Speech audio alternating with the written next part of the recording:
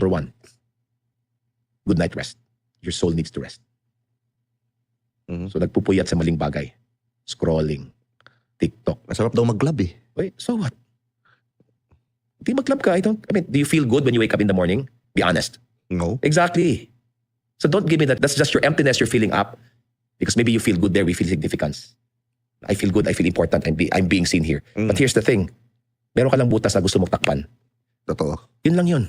Totoo. No, all of these things that we take, that's just to numb the brokenness inside, to cover it up.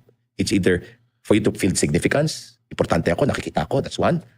Or maybe I'm bored with my life. Why? Because I am so dependent on the external world. So again, good night rest is important, right?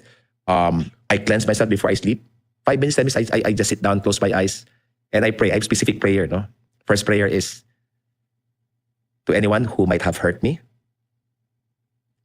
I'm sending forgiveness. To anyone whom I might have hurt, I'm asking for forgiveness. Kasi malay mo sa content ko, maraming nagbash sa akin. Hindi ko alam, sinaktan nila ako. Kasi again, if I throw out a negative energy about you, hindi mo alam, nakadirect yan sa'yo. So, I'm washing away myself every day. Just like, you know, some people, pag nagising, masakit dito, masakit ganyan, tapos sabihin, mali yung tulog ko. Hindi. Energy yan na store na kailangan mo i-release bago matulog. So, that's my first prayer. My second prayer is gratitude. Siguro mga 100 or 50 or 10.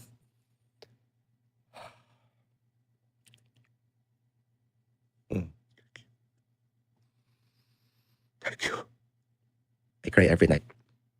Just filling my heart with a lot of gratitude, a lot of blessing. And then I sleep with, I'm surrendering everything to you. Let your will be done. And I sleep.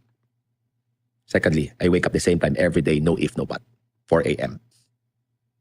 To follow. 4 a.m. Ang aga, coach. Ang aga naman yan, 4 a.m. I like it. It's the best. It's based on, again, the circadian rhythm. That between 3:20 to 4:20, that's the holy hour. Wherein the world is so in sync. Subukan mo na 4 a.m. What happened to your entire day? In sync or out of sync? In sync. Oh my God, because you're in sync with the Creator. Yeah. To do what?